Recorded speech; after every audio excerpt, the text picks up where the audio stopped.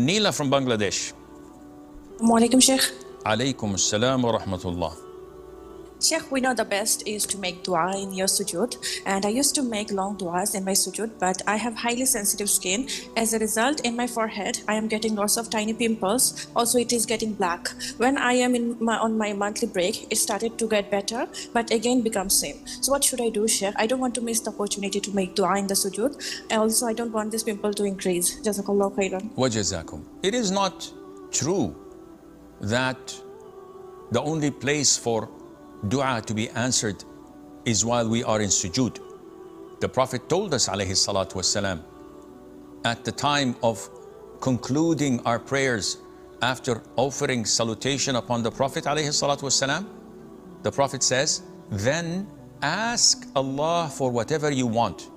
So from the salutation upon the Prophet ﷺ till the salam to conclude the prayer, in between you can make as much or as many du'as as you want, similar to what you used to do in sujood.